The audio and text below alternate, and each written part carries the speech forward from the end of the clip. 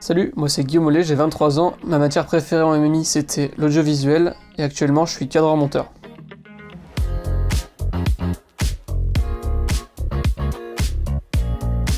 C'est avoir le rôle de la personne qui va aller sur les lieux de tournage et qui va filmer les gens, que ce soit pour des interviews, des événements, etc. Mettre ses lumières, établir un cadre, choisir un beau décor. On essaye toujours d'avoir la plus belle image possible, et à chaque fois c'est un défi selon les lieux différents, donc c'est assez kiffant. Alors si j'ai choisi ce métier, c'est parce que j'ai toujours été passionné d'image, notamment à travers le cinéma ou la photographie, c'est deux grandes passions que j'ai. Et donc pouvoir être cadreur, c'est créer ses propres images, faire ses propres tournages, sa propre lumière, son propre cadre, avoir son propre œil, et ça je trouve ça génial.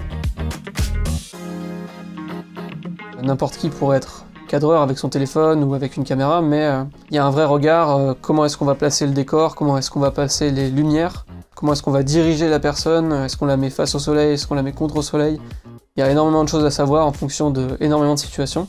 Donc oui, pour moi c'est un métier très important. Je pense que tout d'abord, un bon cadreur c'est quelqu'un qui est rapide. Il faut tout de suite avoir un certain œil, savoir où est-ce qu'on va s'installer. Quand tout ça est fait, un bon cadreur il doit savoir s'imposer si jamais il y a des décisions à faire, s'il y a des choix artistiques mais aussi des problèmes techniques. Si d'un coup la lumière du soleil disparaît, il faut pas hésiter à couper des fois l'intervieweur. Alors ça dépend, si c'est le big boss d'une boîte, on va peut-être éviter. Et je pense qu'avec ça, on peut déjà être un très bon cadreur. Tout d'abord, c'est pas forcément pour tout le monde. C'est-à-dire que sur chaque tournage, on va un peu sortir de sa zone de confort. On va pas rester derrière un bureau à faire du montage ou derrière un bureau, derrière son ordinateur sans bouger de la journée. Et aussi, s'il y a quelques points négatifs, ça va être aussi les horaires qui vont changer. On peut être amené à travailler le week-end. Parfois, on va se lever à 5h30, finir à 22h. Des fois, on va finir même minuit. Mais bon, tout ça, ça fait partie un peu du métier. Et il faut aussi être assez endurant, puisque si on porte du matériel toute la journée, si on voyage beaucoup, ça peut vite amener la fatigue. Donc ça peut être un point négatif.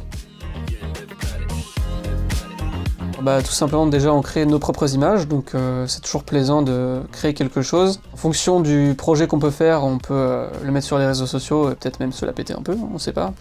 Si demain vous allez filmer, je sais pas, le dernier concert du plus gros artiste musical de France, vous serez bien content de pouvoir le mettre sur vos réseaux sociaux, ça fait toujours des super projets. Ou alors d'aller filmer un match de foot, une course de voiture, il y a toujours des trucs super stylés. Et aussi, justement, à travers tous ces tournages, on va être amené à voyager, à faire beaucoup de rencontres, rencontrer des gens super, des personnes au parcours atypique. Donc en fait, ça fait qu'on a quasiment pas de routine, on tombe jamais dans le quotidien. C'est nul, c'est l'inverse. Donc ça fait que le quotidien est toujours différent et on tombe jamais dans la même routine. Ma caméra préférée, je pense que c'est la 7S3. Je dis je pense parce que je l'ai pas encore utilisée énormément, mais c'est une caméra qui est extrêmement versatile, toute petite mais qui permet de faire des choses de ouf, qui permet de filmer avec une très très grande qualité. Et donc je pense que c'est ma caméra préférée pour le moment. Avant qu'une nouvelle sorte et puis vienne la balayer comme il se passe tous les 2 ans quoi.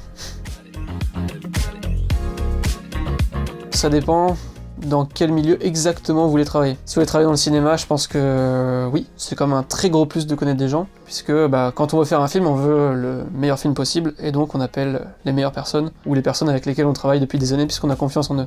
On va pas forcément aller chercher le petit jeune, même s'il est surdoué, on va pas forcément le savoir. Après, si vous voulez travailler dans une boîte de production, dans une agence, forcément, si vous avez du réseau, ça va vous aider à rentrer dedans. Mais ça, ce sera pas forcément nécessaire. Moi, par exemple, je viens d'un petit village de 800 habitants, personne dans ma famille faisait de l'audiovisuel avant moi. Au fur et à mesure de faire des projets, ça me crée une sorte de portfolio, j'ai pas mal de projets à présenter. Tous ces projets vont vous servir de CV, en fait, et dès que vous arriverez en entretien d'embauche, eux serviront à convaincre le recruteur. Ce serait tout d'abord de regarder beaucoup de tutos YouTube, notamment des tutos en anglais, et c'est vraiment super riche. Sur YouTube, il y a vraiment plein de trucs. Moi, j'ai plus appris sur YouTube qu'à l'école, c'est un cas avéré. Le deuxième conseil, ce serait de pratiquer. À chaque fois que vous apprenez quelque chose sur YouTube, mettez-le en pratique avec que ce soit peut-être l'appareil photo de votre mère, de votre père, votre propre caméra si vous en avez une, ou même votre téléphone. Si on regarde sur TikTok aujourd'hui, il y a énormément de trucs qui se font, des idées les plus créatives les unes que les autres, et alors ça vous fera un super bagage le jour où vous en aurez besoin sur des projets professionnels.